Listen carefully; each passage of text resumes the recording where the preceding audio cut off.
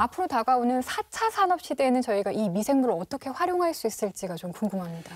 예, 4차 산업의 가장 요체가 뭐냐면요. 빅데이터입니다. 첫째. 그렇죠. 두 번째 중요한 게 그 물리적인 그 시스템을 갖다가 현실 시스템과 연결을 하는 사이버 시스템이라는 겁니다. 이 두 가지 측면에서 말씀드릴게요. 우선 인간 유전체가 30억 연기상을 갖다가 해독해가지고 얻은 유전자가 25,000개입니다. 유전자라는 건 아까 A에서 B를 전환할 수 있는 기능을 가진 물질인데 미생물은 유전자 크기가 그게 1000분의 1밖에 안 되는데 적어도 2,000개 내지 3,000개 정도 유전자가 나옵니다. 그러면 지금까지 미생물 유전체 분석된 게 27만 종입니다. 그러면 2,000개로 곱해도 5억 4천만 개의 유전자를 갖고 있는 거죠. 두 번째 중요한 이유는 미생물은 이미 사이버 미생물을 만들었습니다. 아바타를 만들었다는 이야기입니다. 네. 미생물 유전체를 갖다가 컴퓨터에 집어넣고 사람이 직접 실험하지 않고 어떤 조건을 줘가지고 컴퓨터를 돌리게 됩니다.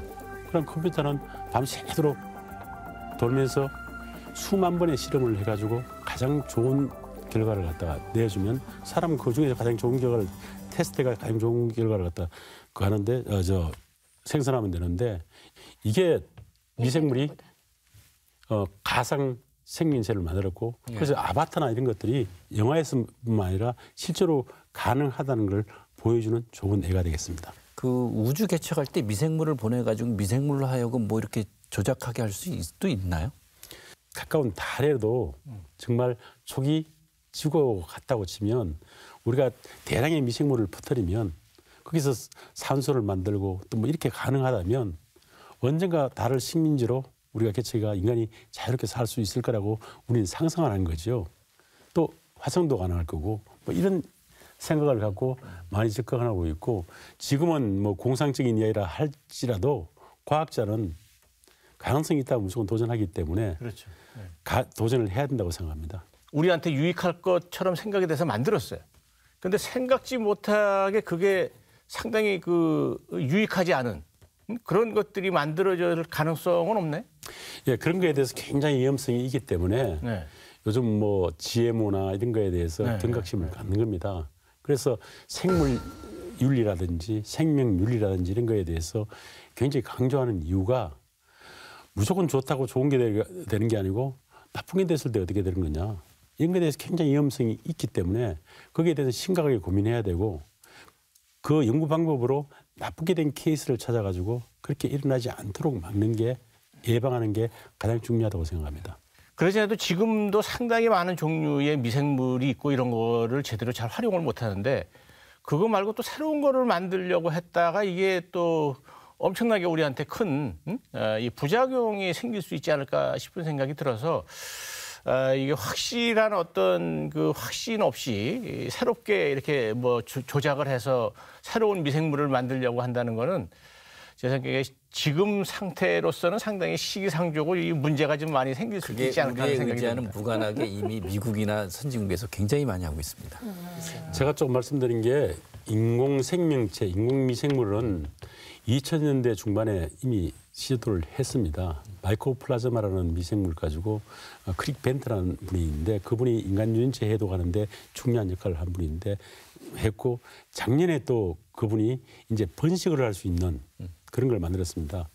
근데 그런 게 만드는 게 상당히 위험한 일이긴 한데 만드는 목적은 뭐냐면 우리가 알고 있는 유전자만 넣어가지고 결국 우리가 원하는 물질만 만들 수 있도록 만들자는 겁니다. 위험성이 있는 유전자를 집어넣지 않고 다 빼버리고 그런 역할만 할 수 있는 그런 세포 공장을 만들자는 게 그 목적입니다. 굉장히 오래 해오셨잖아요. 그럼 다양한 에피소드가 있으실 것 같은데 혹시 좀 이거 정말 재밌다. 혹시 이런 사례들이 있을까요? 뭐 미생물이 대화를 한다든지 이런 거 있을까요? 예, 미생물은 대화를 합니다.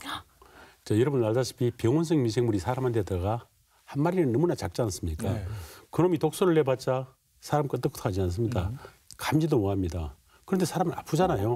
아픈 이유는 여러 마리가 동시에 그 독소를 뿌리기 때문에 그렇습니다. 그런데 여러 마리가 동시에 뿌리려면 어떻게 해야 됩니까? 누가 하나 명령을 해야 되지 않습니까? 네. 자, 뿌리자 해야 됩니다.